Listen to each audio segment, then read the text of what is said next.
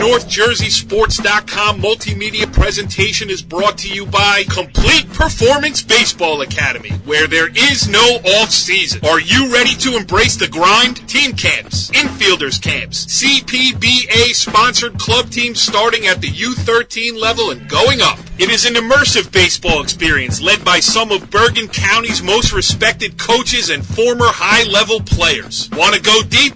Private instruction is always available at our state-of-the-art facility at 22 Commerce Road in Fairfield, New Jersey, where we lay the groundwork for social, emotional, and physical growth as a person, player, and teammate. Visit our website at CompletePerformanceBaseball.com. Hit us on Twitter at CPB Academy. Complete Performance Baseball.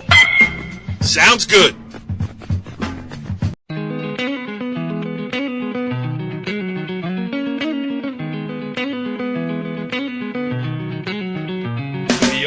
Talkin Baseball, NorthJerseySports.com's original multimedia series, talking all things baseball across North Jersey.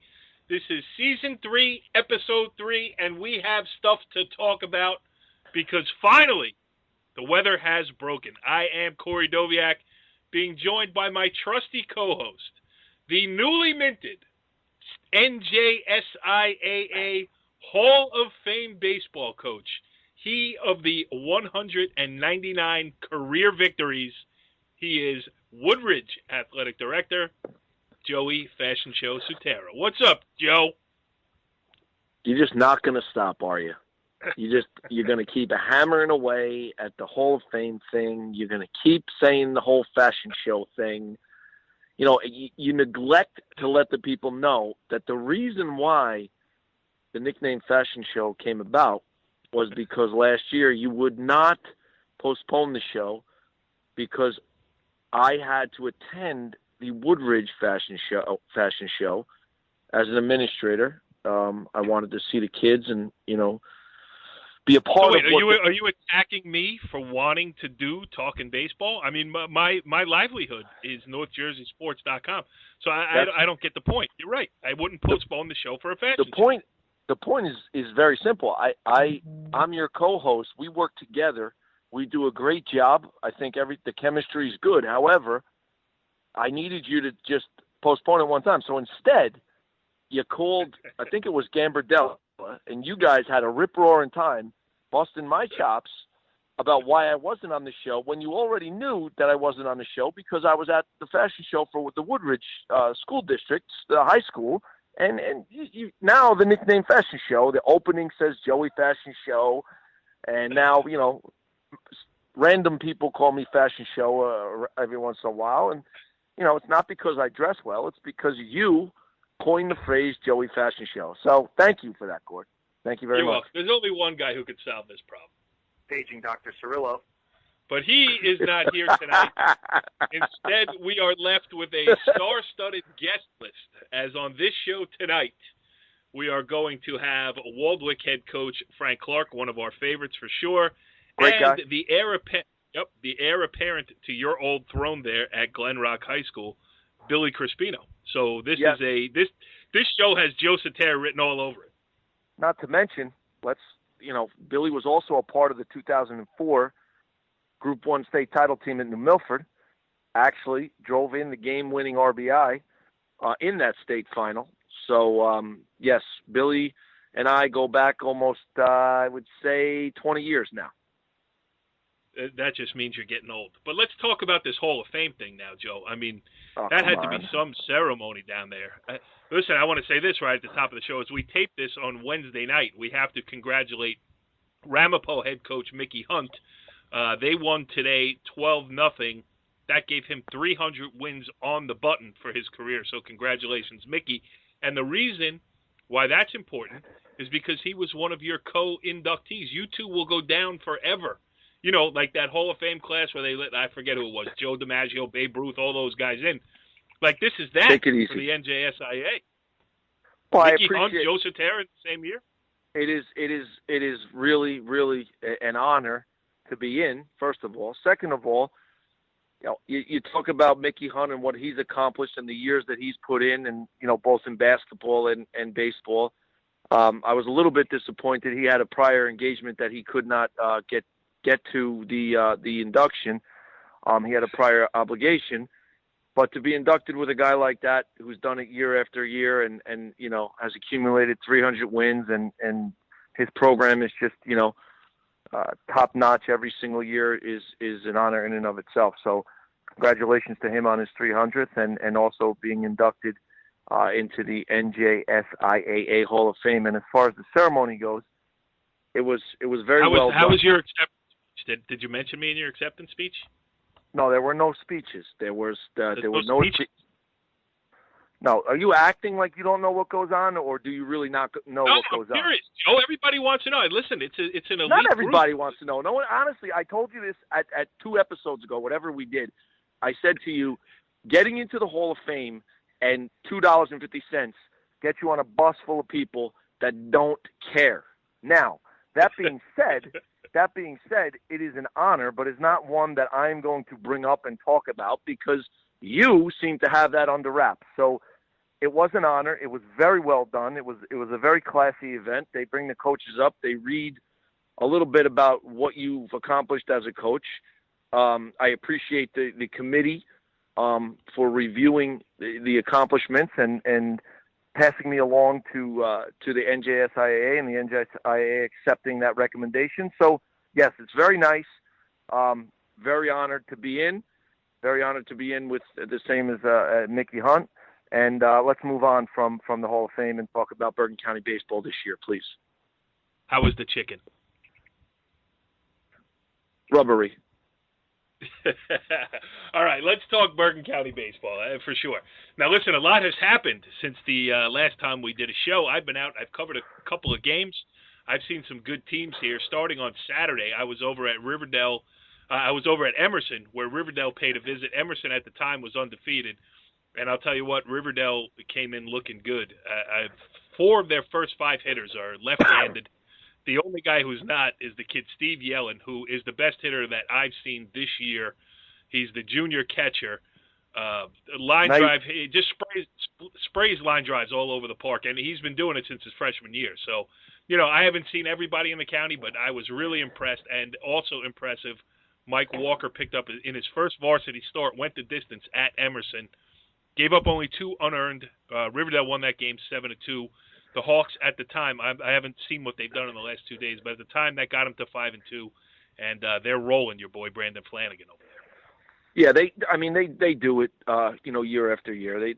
They always have that kid where they needed a win against an undefeated Emerson team. I had spoken to Brandon a little bit before that game, and he was concerned about the kid that was going in. I think it was.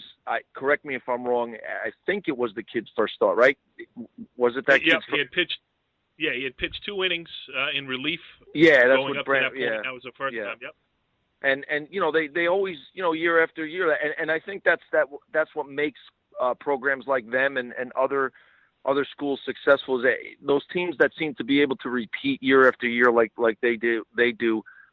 They always have those kids that you don't know what you're going to get. You put them in a big situation, on a stage like that, and it not only breeds confidence into the rest of the team when they say, oh, we got another guy now that can step on the mound and beat somebody and keep us in the game. Early on in the season to have that happen, now you move on, and when that kid goes and throws in the league game, you're going to get a quality outing. They do a good job over there. It was a big win for them, and I think you and I were talking earlier about how Emerson had ripped off something like 30-1 or something, and they're well. Let me just put it in perspective. They started last year with 3 wins and 3 losses, so they were 3-3 after 6 last year. They finished last year, I believe it was 25-6, so they finished 22-2 or whatever it was. Then they won their first 7 games. Long story short, they were 30-2 in their last 32 going into that Riverdale game. So, and one of the losses was to Riverdale last year in the Bergen County tournament.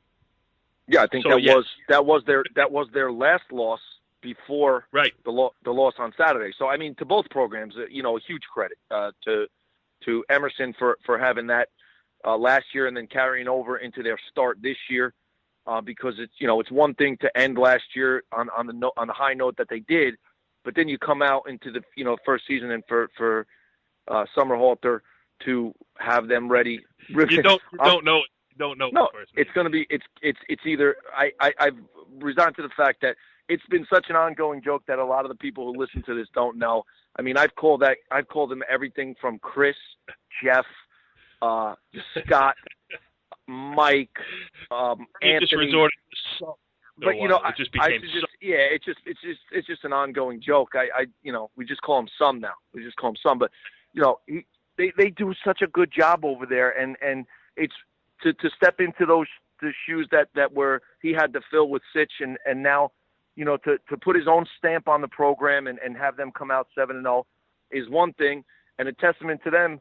And then for Riverdale to come out and be their only 2 losses in the last however many games we just discussed is a testament to them. Good game. I spoke to Brandon about it after, and 2 quality teams going out there and battling, and they're going to be teams down the road that we're going to be talking about in the county tournament and the state tournament. Were there violins playing when you talked to Brandon? Because sometimes he plays I don't know if we're going to be good. Oh, I said in the opening show, I don't want to break his chops too much, but he downplays everything. He sandbags. I said it before, and he said, I don't know, we got this kid. Now he throws a junior out there against a 7-0 team, and he beats them whatever it was, 6-2, 7-2, and you feel like going, Brandon, enough already.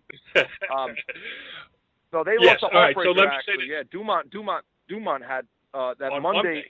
Monday was a huge game Monday between those two, and I think it was a heartbreaker for Riverdale the way they lost in the end there. But I think it was a 5-4 final. But again, Dumont Riverdale, there's a lot of good baseball going on. Dumont's doing a good job early on as well. Kind of a team that flies under the radar a little bit, but they're having they're another team that over the last 6-7 years. I mean, they've always they've put out a quality opponent or a quality team, and Bergen County baseball is the best baseball in the state of New Jersey. Well, when you're talking about depth of quality teams, I certainly agree with you. Yeah. I saw today I covered Pascack Valley against Ridgewood, and Pascack Valley, a team that lost 3 games last week, went 0-3, lost 3 games by a combined 4 runs, and all they do is come out, they throw a sophomore named Jordan, and forgive me on the last name, Isaacidis, came out and threw solid against Ridgewood. Ridgewood looks like one of the best public school teams in Bergen County. They certainly are. I mean, they have a win over Don Bosco Prep this year. And, Pascack Valley, on a 3-game losing streak, comes out and beats Ridgewood 9-4 in Hillsdale on Wednesday, which brings me to the point that I want to make, is that this year, yes, more than I know I say this often, but literally this year, it's anybody's ball game when it comes to this Bergen County tournament. I mean, St. Joe's went into the season as the unquestioned number 1, the team to beat. They have been beaten a couple of times. Don Bosco Prep loses to Ridgewood. Don Bosco Prep goes back today. They beat Old Tapan. Old Tapan has some good wins. Pascack Valley has now beat Ridgewood. Ridgewood has good wins. The smaller schools, we're going to talk to Frank Clark. We're going to talk to Billy Crispino. We'll get their perspectives on the whole thing. But, Joe, just make the Bergen County tournament, and you got a chance to go deep. You do, provided that everybody understands the Bergen County tournament is that prestigious of a tournament.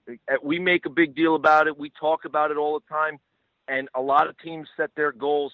Some teams will say, our goal is to win our league first, go after a county title, go after a state title. But the Bergen County tournament is that prestigious for a reason. The best teams are in it. It's not an easy thing to get into. The committee that selects those teams does. Oh, wait a minute. I smell something happening here, and I'm going to take a little bit liberty as the host of this show. And now it is time for the segment that everybody has grown to love here on Talkin' Baseball. It's unbelievable. It's the Joey Fashion Show. Rant. Thursday night. Wasn't even a blip on the radar. The week. My kids are running around. Sponsored by Moe's Southwest Grill. Good to be back. Put some hot sauce on it. Go ahead, Joe. Let it fly. Well, I don't know exactly where you were going with that intro, but I will tell you that the Bergen County tournament, is always, it always seems to be, and I hate to use this word, but it always seems to be controversial, because we will talk about how it's anybody's game, and you have anywhere from 22 to 27, 28 teams, 30 teams applying for that tournament. Now, the reason why it's prestigious is because of the criteria to get in. And I think that the way it's been structured over the last few years has been that, you're going to reward the teams that go out and play a tough schedule. Not only within their league, but you get those teams that play in those tough conferences, those tough leagues. They go out and they challenge themselves on Saturdays. They challenge themselves during the week. If they lose a game and they have to fill a spot, they're not going out and and looking for an easy win to boost their record and boost their winning percentage, because it's not about winning percentage. It's about challenging and putting a quality opponent out there. And when you're in the Bergen County tournament, you're going to be facing a quality opponent, whether it's round one or round two. You're going to be facing those tough teams. So the disheartening thing to hear a lot of times is that teams apply, and whether you're a small school, a larger school, group 3, 4, group 1, 2, if you apply for the tournament, you're also applying with the understanding that you're going to get seeded, and the committee has a very specific criteria that they've developed and gone over, and to make those selections and do the best jobs in creating matchups that they feel are matchups that are going to be exciting and put two competitive teams on a field. The problem is when teams get an 8-9 seed and they got to play each other, then go play a 1, or if you're a 16, you got to play the 1. Look, you're in for a reason. You're in because it's prestigious. You're in because your team and you as a coach worked your tail off to get in. So now when the seeds come out, to hear that, teams are, we got a raw deal because we're playing this team, or we got a raw deal because we got to play them in the second round if we win. That's our gift for getting in. You know what? Your gift is that your kids work their tail off. You worked your tail off as a coach, and you're in. If you feel that confident about your team, go play. And regardless of who you get, what kind of message are we sending if we're complaining about the team that we have to play round 1, or if we win round 1, round 2? I mean, it's a disservice. It's a disservice to the tournament. It's a disservice to the committee when you hear about teams complaining that we got this team or we got that team. Just go play the game. Give your team the best opportunity to win. You've done it all year to get in. Now you're in. Just go play. Line up your number 1 and throw them, right? Line up your number 1. You're going to leave. If you got a loaded gun, are you going to leave it on the bench? Now, that being said, one of the other things that were done, if you remember, is that the tournament was moved up a little bit so that the smaller schools can have that opportunity to throw their better guy early on and have the opportunity to advance. So, all of the aspects of providing teams with the opportunity, in addition to the selection criteria, in my opinion, have been improved. So, I mean, there's nothing wrong. I agree. And a bonus is that the league races are now decided well before the Bergen County tournament takes place, so you don't even have to worry about trying to save a guy to win a big league game, because the NJSI took care of that when they made baseball league schedules 8 games long. Hey, the other thing was, Cor, if you remember, years ago, you were a small Group 1 school. A lot of those Group 1 schools, Group 2 schools even, have, 1 guy, 2 guys that can really go out there and be your horse. And, that tournament, you were playing your state game on Monday. You got a county game on Saturday. And to be honest with you, as a former Group 1 coach, I mean, let's be realistic. You're going to go up against some of the best teams in the state in the county tournament. Granted, you got your number 1 that could keep you in the game, possibly win that game. But then what? On Monday, right. And that Monday we got our first round state game. And as a coach at the Group 1, 2 level, you have to be realistic in a sense and say, hold on a second here. Where should we put our eggs? We don't want to just go and not disrespect the tournament, but you don't want to go throw anybody just because you're in the game. You want to try to align it, and it was difficult at that time. And I think, when we reassessed everything as a committee and we talked about moving it up, and we moved it up, and it afforded the opportunity to the smaller schools to throw their best guy a week, 8-10 days before, so that, now you don't have to worry about that until the second round of the county tournament. So, right. But I remember years when you talk about, county game, state game, big league game, so it was like you needed 3. Now not so much. But anyway, listen. All right. Okay. All right. I was just going to say more on the Bergen County tournament to follow. It hasn't even. I mean, we got a while to go here. We got we're only halfway there. Most teams are in that 9-10 game. It's 18 games for the cutoff. We will talk Bergen County tournament all year here on Talkin' Baseball. But let's get to a couple of guys who hope to make that Bergen County tournament this year.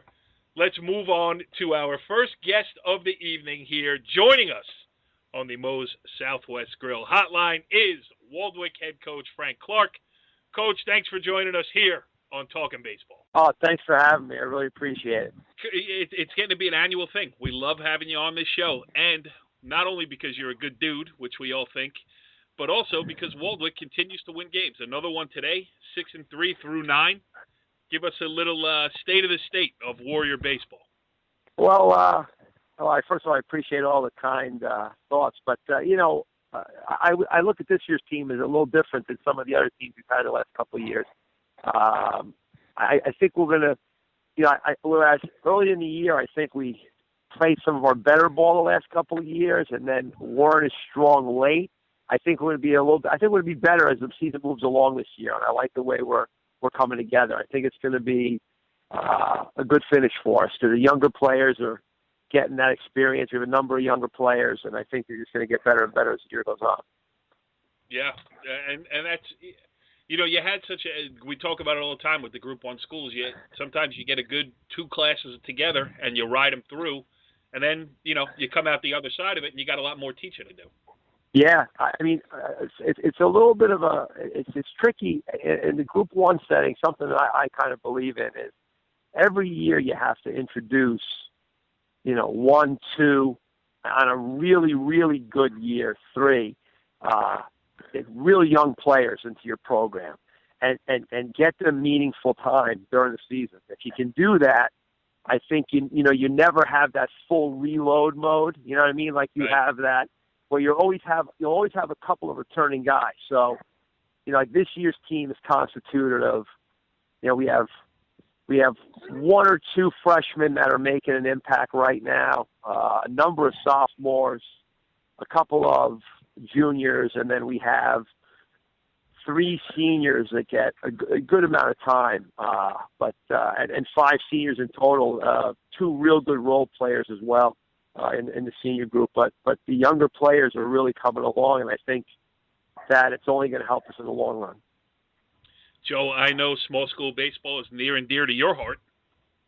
Absolutely. I think it's, Frank touched on a lot of things that would answer the question I had for him, which was, the challenges of coaching small school baseball.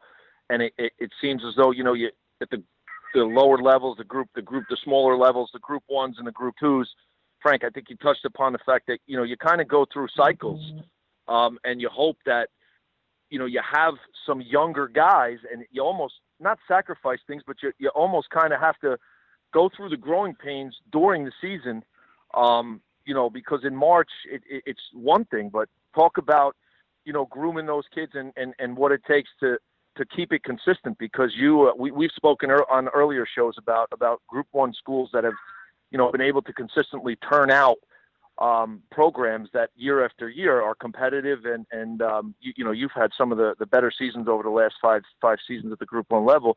What do you find is your biggest challenge as a Group 1 school year after year? Well, I mean, the biggest challenge that I find every year is, for me, is keeping the pitching staff healthy and rested, because your pitchers are not just pitchers. It could be your starting shortstop or your center fielder or your second baseman, or or your first baseman. You have to get really creative. I mean, between using the DH and, having a guy that pitches DH the next game, try to keep the throws at a minimum, so really, really, really, it gets tricky, but you have to come up with some form of a formula. And every year it's a little bit different because, we have one of our better pitchers that we have is the senior Ryan Moore. We really, after he pitches, and I'm not trying to say I coddle him, but he, I make sure that he gets, his throwing is I want him to have his bullpen in between his start, and I want to have him good, but it's tough when he's playing a position. So I have to really, really move him in and out and around the field. It's interesting. And I had to do it with all my pitchers because we really don't have just a set pitching staff. Talk about some of the other guys for you this year. The last two classes of your seniors I knew very well. I haven't covered you yet this year. I will. But there's going to be a lot of new faces when I show up. Yeah, I mean, to talk about the senior group with the three seniors we have are real great guys with David Mann, Sergio Diaz, and Ryan Moore, and then real good role players who have helped out are the kid Steve Contreras, who's a senior for us, and Matt Dill. But the young guys we're real excited about are sophomore pitcher, first baseman, the kid Spencer McNamara, a real dynamite kid, and really brings a real nice skill set. Great glove at first, great hands, and real good lefty pitcher. Probably right now, arguably our number two. Between 2-3, we had a junior, John Apgar. You haven't seen a lot of. He came on a little bit late in the year as a sophomore last year. So, we have a good group of guys that I'm very excited about. So, the sophomore class is pretty strong for us. We have about 4 or 5 guys all together that are making an impact. And then we have a kid. I'm not sure if you covered us last year. He played a little bit at the end of the year on the varsity. Was a player, Ryan Zambardi, who's been playing real well for us in the outfield, along with Apgar, and our shortstop Anthony Ayala, who's a junior, who played last year as a sophomore. So I'm excited about this group. It's a good group. I think we're going to get better. And Joe, as to your point earlier, the growing pains. Last week was a growing pains week. We lost 3 games. Had a lot of humble pie, and I think it was good for I hate to say it was good for the team. I mean, at the time it wasn't feeling real good, but it's going to help us in the long run that week. Yeah. Go ahead, Joe. I think that's part of what we talked about, and you and I have had a discussion all the time. I think any coach knows that it's nice to be playing well now, but to be sitting at 6-3 and from the sound of it, you're still not playing your best baseball. You have some good senior leadership there. It seems as though the formula that you put together is going in the right direction because you want to be playing your best baseball at the end of the season come tournament time. So those growing pains, if you're going to have growing pains, I think it's good to have them when you're having them now. You lose 3 last week, okay, you still got plenty of time to recoup and grow, and with the way you guys prepare and the chemistry that you seem to have on the team, it seems as though you guys are headed in a good direction. Joe, every time I let you pick the guests, it turns into a love fest. I mean, I love Frank Clark too, but right, Frank? Are you blushing? Are you blushing over there? It's wonderful. Should I bash the guy? Should I bash him? Should I say Waldwick baseball is you're not good, Frank? Joe, they lost 3 games last week. Yeah, but they lost 3 games early, which is fine. If you're going to lose 3 games, lose them now. Don't lose them May 15th because you're out. You're done. I'm just saying. I'm not saying. I'm just saying. Now, Frank, is Waldwick because like I know Emerson towns get a reputation for being a fill in the blank town. This town's a football town. You think of baseball towns. You think of Emerson. You think of Rutherford. Yeah. You think of Don Bosco's Woodridge. Not a town. Woodridge. Yeah. Woodridge having a great year. Woodridge is having a great year. We're not allowed to talk about it. Don't talk. We're not allowed to talk about it. I won't talk about it. I won't talk about it. Okay. Let it go. Let it go. I will. Moratorium on Woodridge talk, even though it did improve to 11-1 today with a 2-1 win. But Frank, is Waldwick a baseball town, and has it been for a long time, or has it turned that way? I mean, listen, it starts at the top, and I'll jump in on the Love Fest too. I know you're deeply involved, and just with the passion that you coach with. But is Waldwick a baseball town now?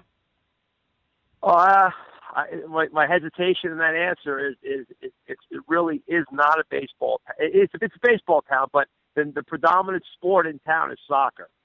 It is. Yeah. It's like a rite of passage in town with soccer. There's a lot of kids are playing soccer. But I would say over the past 4, 5, 6 years in that range, the baseball, and also in town, also because they have a lot of the youth programs are great. So you have the lacrosse program's big too. It is, and the baseball's doing well. So I mean, it's more of a, it's a whole bunch of different sports, But I think the predominant sport really is soccer. I mean, you can drive by that school any night on the field, on the turf field by the high school. And 10 o'clock on a weeknight, there's soccer going on. It's every night. But baseball does it, and the job that the guys do in the town baseball association, they do a great job. Bobby Menente and Mark DeMette is the president now. Bob's in there. They do a great job, and they make it fun for the kids. And they got a real nice complex down there in Borough Park. So there's always games going on during the spring and summer. They even have the fall leagues going down there. So, baseball's definitely on the rise. I think baseball's definitely on the rise. But it's still a soccer town. Yeah, well, it sounds like it's a participation town, which, everybody's doing something, which is as important as, certainly in a Group 1 setting is more important than specializing in any one sport. Oh, without question. Without question. Yeah. What else you got, Joe? Speak about your athletic director over there, Mike Mayer. What kind of job is he doing over there? How's Mikey doing?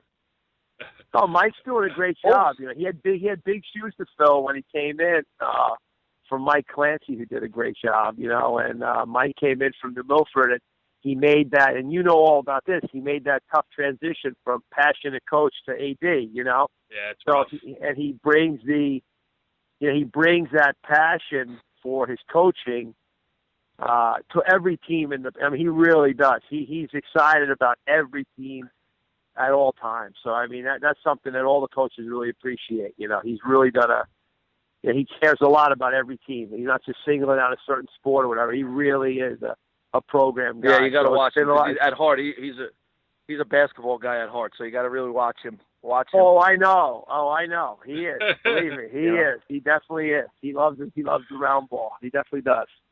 But he's doing a great job. Yeah. All right. So Frank, how about 6-3 now through 9 games, halfway to the Bergen County tournament cutoff. The goal's still the same. Let's make this county tournament and then make a little run in the States. Yeah, that's always the goal. That's always the goal. And this is like I'm 9 games into my 7th season. So the first 6 years we made it 5 times into the county tournament, and the 1 year we came up a little short, but that's the goal every year. And the teams, that was the one thing that the guys were really bummed out about. I mean, we sat down after that 3rd game last week, and all the seniors there were like, we got to make this county tournament, and it means a lot to the program. So I mean, we're gonna do everything in our power to get to it. So yeah, that is always the goal, and you want to make a run in the States, and it's a great time of year when you get into playoff baseball. Yeah, no, I can't wait for it. And the weather has finally turned. I mean, it's a great time to be out watching high school baseball as well as covering it, coaching it, playing it, everything else. Frank Clark, a pleasure to have you here on Talkin' Baseball, as it always is. And listen, with the co-host that I have, we're going to be calling you again because Joe Sutera is a Frank Clark fan. I would love to be on it. I'm a big Joe Sutera fan, believe me. You know that. Hudson County's own Frank Clark. Yes, that's right. That's right. Great stuff, Frank. Good luck. Guys, I will really get out to a game. Save my spot over there behind the fence on the first base line, and don't let anybody else take it. You got it, buddy. I'm looking forward to seeing you. Yes. Save All my right. spot We'll talk to you soon, Frank. Go ahead, my Joe. spot Make behind the final. right field.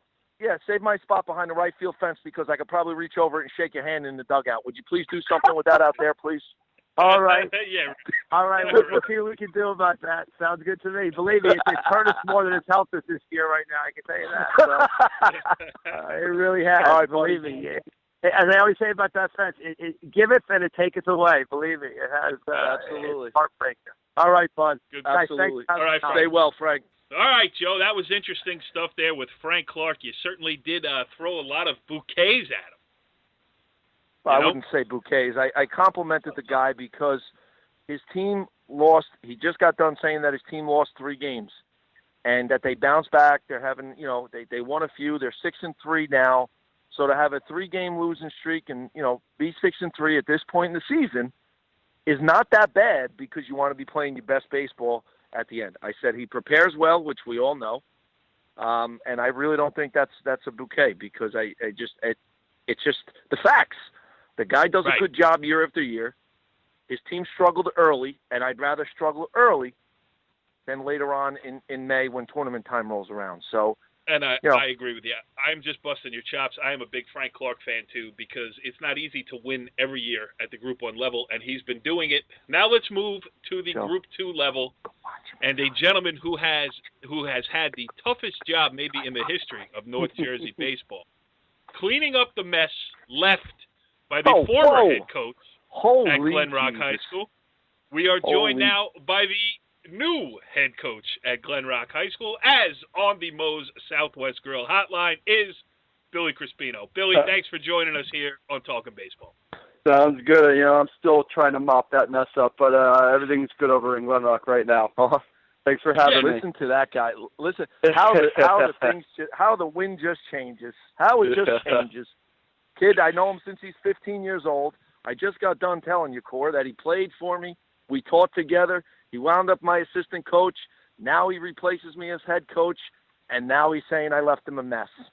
Yeah. All right, this interview just changed, buddy. Just strap it on because it's over. It's over. Billy, let me ask you. I mean, all the practice jerseys and all the extra baseballs and stuff. I mean, how were those gone when you took over? I mean, was the cupboard literally bare? I'm not talking about talent. I'm talking about material. Oh, the materials were there. We just had to go through the cluster in the closet left behind. But all the materials were there. That was a good thing. Yeah.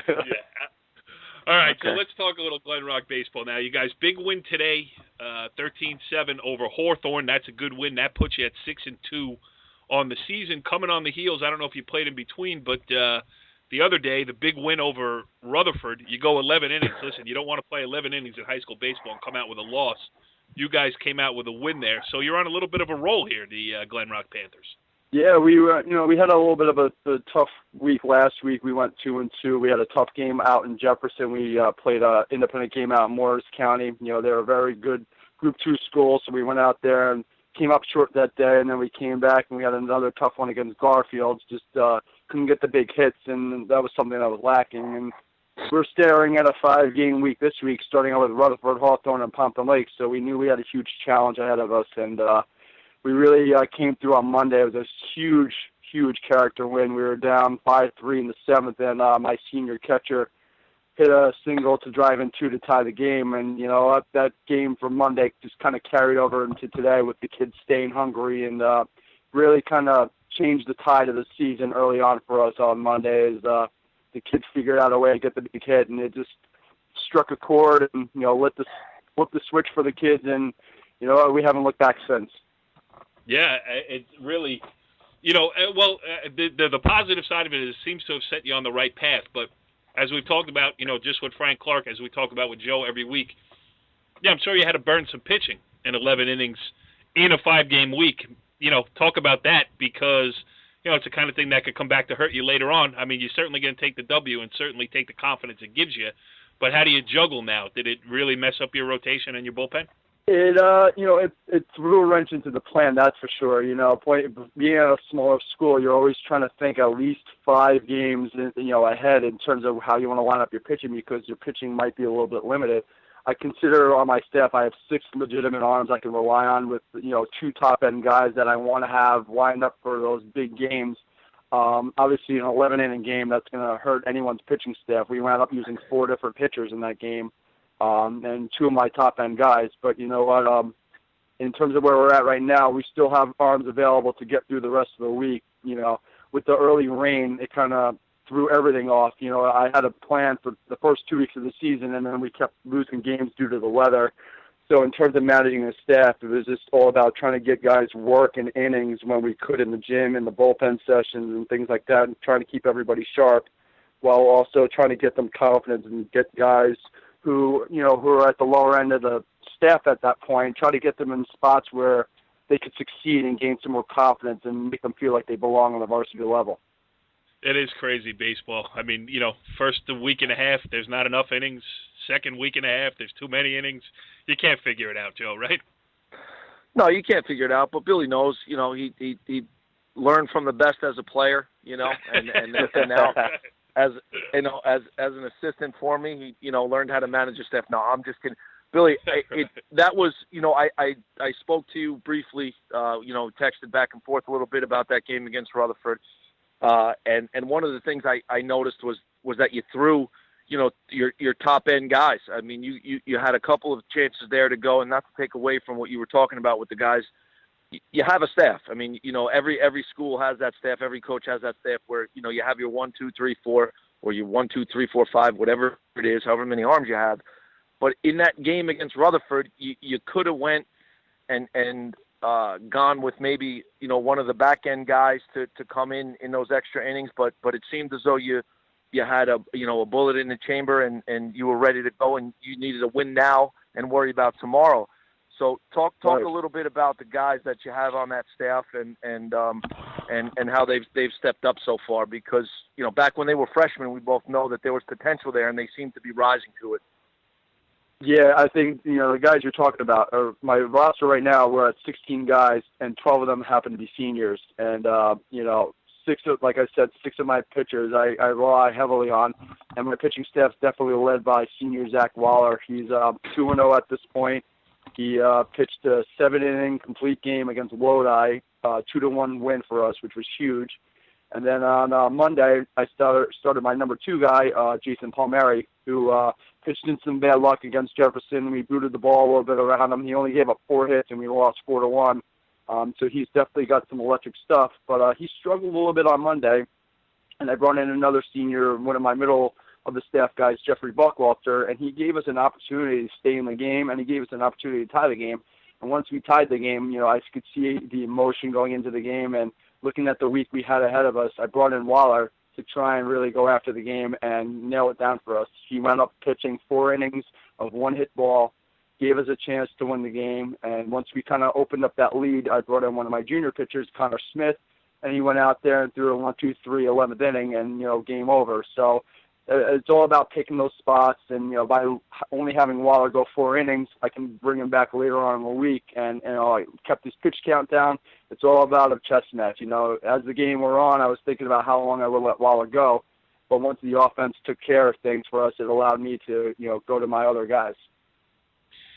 Billy, how about, you know, a lot of leagues across North Jersey since the realignment, some are top-heavy with a couple of good teams and some easy wins at the bottom. For you, that is not the case. I mean, the league you play in is tough top to bottom when you talk about the Rutherfords, the Pompton Lakes, the Lodis, the Garfields. I mean, those are all good teams in there. So, you know, do you like that? Or would you like it where, you know, I can just throw anybody today, get my win, and get out of here?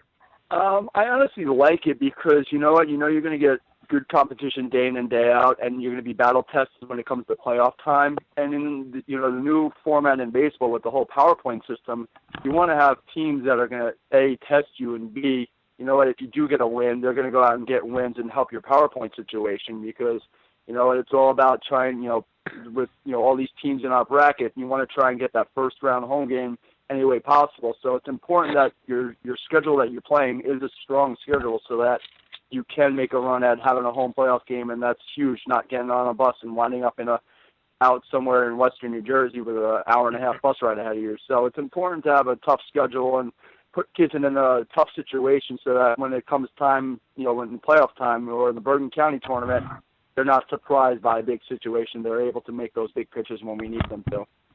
Yes, nothing against Lenape Valley. I just don't want to play a baseball game. We've done it for football. No, Yep. Go ahead, Joe.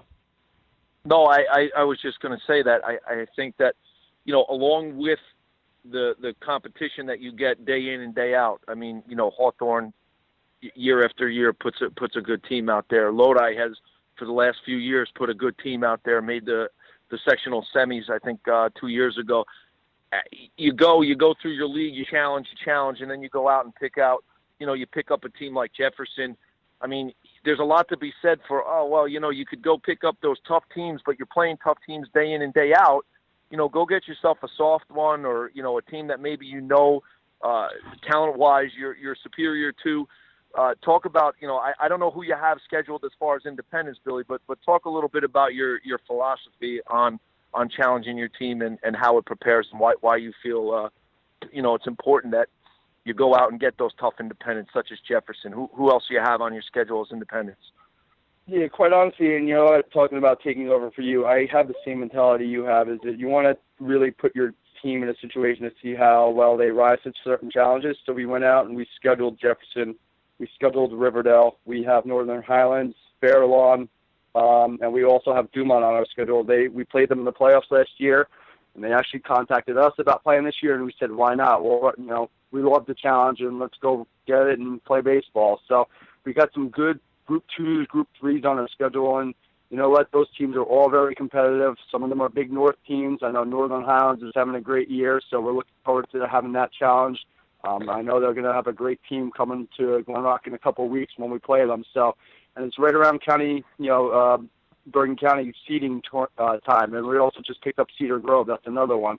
So right around seeding time, we're going to be really tested. So we can either build our resume or, it might hurt us a little bit. But, whatever seed we wind up getting in the Bergen County tournament, if we're lucky enough to get in, we'll be ready for whoever we have.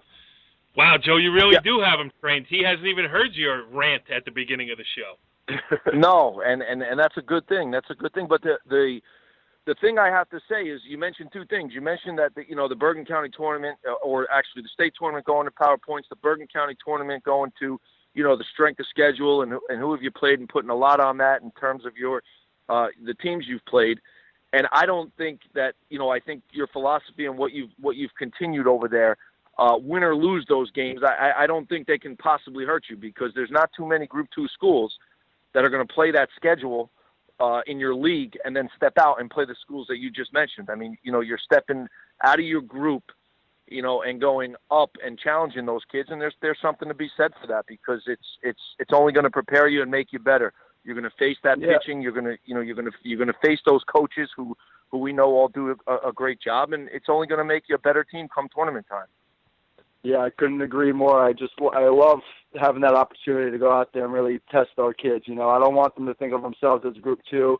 And if they are in that situation to be in the Bergen County tournament, if we're playing a Bergen Catholic, if we're playing a Don Bosco, if we're playing whoever, or Paramus, I don't want them to be, starstruck. I want them to be, to know that they can compete at any level, because they've been tested there before. So, I hope it really does build our resume, and, we do it for a reason. We're not going to back down from anybody, and that's something that we try. I know you instilled in your teams, and I'm just trying to carry the torch in that regard. All right, Billy, before we let you go here tonight, you've been a great guest. We certainly appreciate it. You got to give us one good Joe Sutera story. Here we go. Here we go. Throwing a clipboard, breaking up a locker room. Come on, give us something good.